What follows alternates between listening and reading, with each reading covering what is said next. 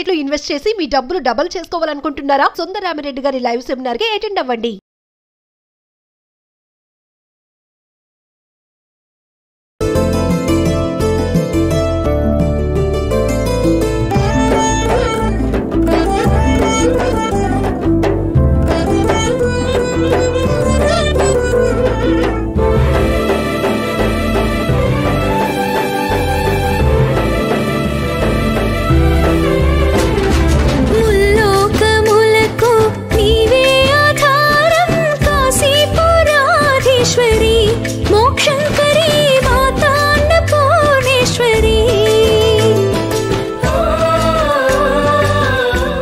నమస్తే రమగారు. నమస్తే జయ. రమగారు, మనం దసరా శరన్నవరాత్రిలో 4వ రోజులో ఉన్నాము. ఈ రోజు యొక్క అలంకరణ, అమ్మవారికి చేసే విశిష్టమైన పూజా విధానాలు ఒకసారి. నాలుగవ రోజు మన నవదుర్గా విశేషాలలో అమ్మవారిని కూష్మాండ దుర్గగా అలంకరిస్తారు. కూష్మాండ ఆమె పేరే చూడు. మామూలుగా కూష్మాండ అంటే గుమ్మడికాయ. అవును, గుమ్మడికాయను బలిస్తారు అమ్మవారికి. ఆమె ముందు ఆమెకి దిగుతుడిచి కొడతారు. అయితే కూష్మాండం అంటే ఇంకొక ప్రధానమైనది. బ్రహ్మాండాన్ని కూష్మాండం అంటారు. మన బ్రహ్మాండం అంతా ఆవరించి ఉంటుందమ్మ. బ్రహ్మాండ స్వరూపిణి. ఈ బ్రహ్మాండం మొత్తము ఆమె యొక్క ఆజ్ఞ చొప్పున నడుస్తుంది. ఆమె వల్లే ఇది ఏర్పడింది కాబట్టి ఈ కూష్మాండ స్వరూపంలో అమ్మవారిని అలంకరిస్తారు, పూజిస్తాం. ఇట్లా ఈ 4వ రోజున ఇంద్రకీలాద్రి మీద కనకదుర్గ అమ్మవారిని కాత్యాయని స్వరూపంలో అలంకరణ చేస్తారు. సాధారణంగా కాత్యాయని అలంకరణ మనకు కనబడు. కాత్యాయని స్వరూపం అమ్మవారి ఉన్నది కానీ సాధారణంగా రాదు. ఈసారి 11 రోజులు వచ్చింది కాబట్టి పండుగ కాత్యాయని దేవి స్వరూపాన్ని వెలయిస్తామని నిర్ణయించుకున్నారనమాట. అయితే ఈ కాత్యాయని దేవి ఒక ప్రత్యేకమైన స్వరూపం. మామూలుగా మనకు కనపడదు. ఎప్పుడు కనిపిస్తుంది? మార్గశిర మాసంలో కాత్యాయని వ్రతం చెప్తారు. అది ఎప్పుడు ధనుర్మాసంలో చేస్తారు. గోపికలు శ్రీకృష్ణ పరమాత్మని భర్తగా పొందటానికి కాత్యాయని వ్రతం చేశారని చెప్తారు. ప్రతి ధనుర్మాసం అప్పుడు ఈ కాత్యాయని వ్రతం సంగతి చెప్పుకుంటాం. ఈ కాత్యాయని స్వరూపం ఏంటంటే అమ్మవారు పాశాంకుశాలు ధరించి చెరుకు విల్లు అవి ధరిస్తుంది. లేదా అప్పుడప్పుడు పాశాంకుశాలతోటే వరదాభయ ముద్రలతోటి కనపడుతుంది. కాత్యాయనుడనే మహర్షికి ఈమె పుత్రికగా జన్మించిందట పరదేవత. ఆయన్ని అనుగ్రహించింది. ఆ స్వరూపంలో ఉన్న అమ్మని గనక ఆరాధిస్తే వివాహ సంబంధమైన చిక్కులు తొలగిపోతాయి. కుజదోషం అవి ఉండి పెళ్ళిళ్ళు ఆలస్యం అవుతాయి. వారికి ఆ కుజదోషం తొలుగుతుంది. తర్వాత కోరిన వరుడు లభిస్తాడు. వివాహానంతరం కూడా భర్తతోటి ఏదైనా ఇబ్బంది సబ్బందులు ఉన్నప్పుడు కాత్యాయని వ్రతం కనుక చేసుకుంటే అది ఎప్పుడు చేస్తారు? ధనుర్మాసంలో చేస్తారు. ఇప్పుడు ఇవాళ దసరాలో ఈ సంవత్సరం అమ్మవారిని మనం పూజించుకుంటున్నాం కానీ మామూలుగా ఆమెను పూజించే విధానం అప్పుడు అనమాట. ధనుర్మాసారంభంలో మొదలు పెట్టుకుని రోజు అర్చించి మకర సంక్రమణ నాడు ఆ రోజున అమ్మవారిని ఉద్యాపన చేసుకుంటారు. విధానాన్ని బట్టి కొన్ని ప్రాంతాల వారీగా చేస్తారు. అయితే ఈ కాత్యాయని అమ్మవారికి ఇవాళ మనం ఏం నివేదన పెడతాం? ఎర్రని వస్త్రం సమర్పిస్తాము. తర్వాత బెల్లం అన్నం, గుడాన్నం చేస్తాం కదండి. గుడాన్నము, తర్వాత అన్నము, ముద్దపప్పు కూడానా? అన్నము ముద్దపప్పు నివేదన చేస్తారు. అంటే అప్పట్లో ఈ గోపికలు పూజించారని చెప్పినప్పుడు ఆమెకు అన్న నివేదనే చేసేవారట. ఆమెకు అన్నం, పప్పు, నెయ్యి వేసి నివేదన చేసేవారు. ఒక పెద్ద ముత్తైదువుగా భావించి ఆమెను పూజించేవారు. ఇప్పుడు కూడా మనం అట్లాగే అన్నం, ముద్దపప్పు చేసి నెయ్యి వేసి నివేదన చేయొచ్చు. గుడాన్నమైనా చేసి నివేదన చేసుకోవచ్చు. ఎర్రని గాజులు, ఎర్రని పువ్వులు, ఎర్రని అలంకరణ సామాగ్రి, గోళ్ళ రంగు అలాంటివి వేసుకుంటారు. అలాంటివి కూడా ఇవ్వచ్చు. తర్వాత పిల్లలకి గోరింటాకు పెట్టిస్తాం. గోరింటాకులు పెట్టిస్తాం కదా. ఇప్పుడంతా మెహందీలను చేసుకుంటున్నారు కదా. పూర్వం ఏం చేసేవాళ్ళు? ఈ పండగ రోజున గోరింటాకు ఏదో ఒక రోజు గోరింటాకు పెట్టి ఇచ్చేవాళ్ళు. అది కూడా ఒక ఏమంటారు, ఒక అర్చన కింద అనమాట, ఒక పూజా విధానం కింద. చుట్టుపక్కల ఆడపిల్లలందరికీ చక్కగా గోరింటాకు మెత్తగా రుబ్బి స్వయంగా పెట్టుకోవటం ఒకటి.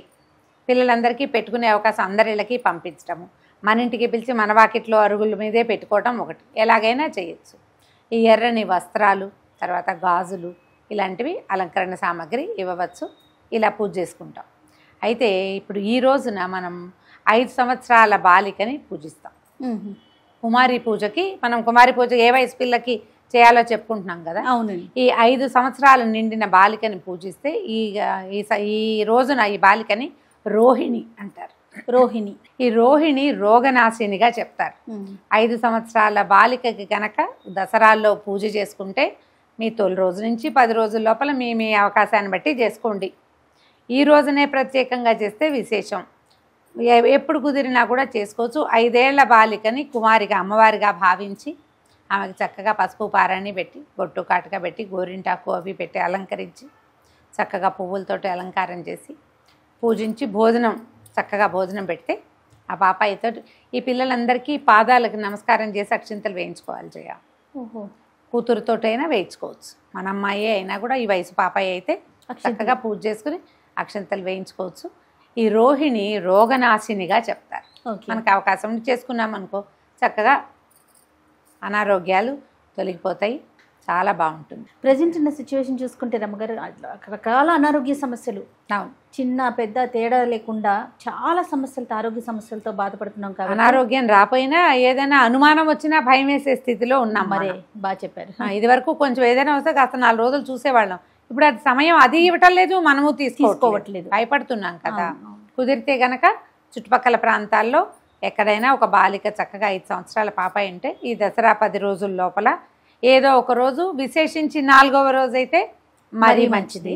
మీకు వీలు వెంబడి చక్కగా అమ్మాయిని పూజించండి. విశేషంగా ప్రధానమైనది ఏంటంటే స్త్రీని గౌరవించండి. మొదటి రోజు నుంచి కూడా అదే చెప్తున్నారు కదండి. మొదటి రోజు నుంచి అదే గౌరవించండి, పూజించండి, వాళ్ళకి కావాల్సినవి ఇవ్వండి, వాళ్ళని ఇబ్బంది పెట్టకండి.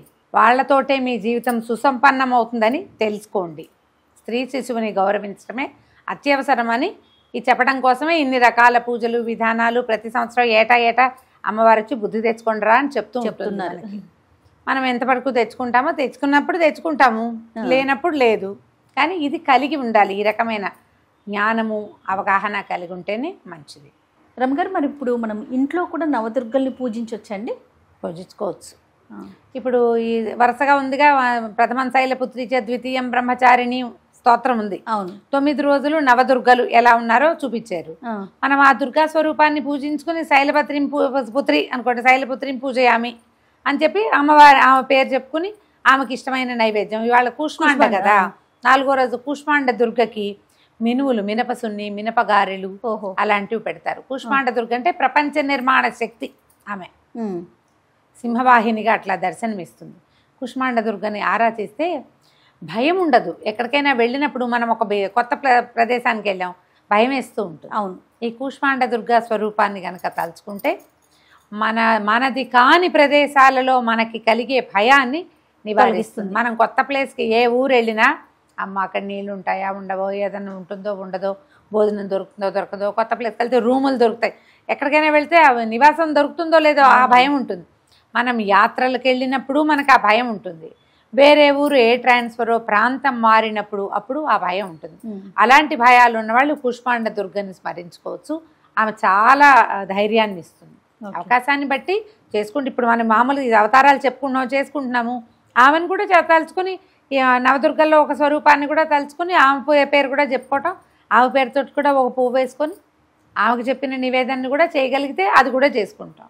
అధికసి అధికం ఫలం అంతే. కానీ దుర్గాదేవిని కొలిచేటప్పుడు పరమ నిష్ఠతో కొలవాలని, నియమాలు ఎక్కువగా పాటించాలని చెప్తూ ఉంటారు కదా రమ్మగారు. ఎప్పుడైనా సరే ఇప్పుడు దుర్గాదేవినే కాదు, పరమేశ్వరుని కొలిస్తే నిష్ఠా నియమం వద్దా? తల్లి అనేసరికి కాస్త భయం అనేది వినిపిస్తూ ఉంటుంది. ఎందుకంటే మండపాల్లో మనం గణేశుడిని పెడతాం, వినాయకుడిని. అక్కడికన్నా కూడా ఇప్పుడు దసరాల్లో కూడా మనము అమ్మవారిని పెట్టడం ఇలాంటిది చూస్తూ ఉన్నాం కదా. చాలా నియమ నిష్టలతో ఉండాలి, జాగ్రత్తగా ఉండాలి, ఇలాంటివి వింటూ ఉంటాం. మీకు నియమ నిష్టతోటి ఫలితం బాగుంటుంది ఎప్పుడు కూడా. అది నువ్వు నియమం అనగానే క్రమశిక్షణ కాదా? ఖచ్చితంగా. మనం లైన్లో ఉంటే ఎప్పుడు కూడా సరైన దారిలో ఉంటే ఫలితాలు బాగుంటాయి. ఇప్పుడు ఆమె ఏదో నెత్తని చేస్తే ఆమె మనకు శత్రువు కాదు కదా, ఆమె మన తల్లి. నువ్వు సరిగ్గా చేయకపోతే మీ అమ్మ అయితే ఓ చెంపకాయో ఓ మొట్టికాయో వేస్తుంది కదా, కనీసం ఒక మాట అంటుంది, తప్పని చెప్తుంది. అందుకని ఆవిడని గట్టిగా భావిస్తాం. మన తల్లుల పట్ల మనం ఎట్లా విధేయతతోటి ఉండాలనుకుంటామో మన పట్ల మన పిల్లలు ఉండాలి. మన అమ్మల పట్ల విధేయతగా కదా. ఎంతో అమ్మ ఒప్పుకోదు, అమ్మ ఊరుకోదు, అమ్మ కేకలేస్తుంది, అమ్మ తిడుతుంది, అమ్మ వద్దని చెప్పింది, మనం వాళ్ళు చేస్తాం కదా. అట్లా అమ్మవారి విషయంలో కూడా అంతే.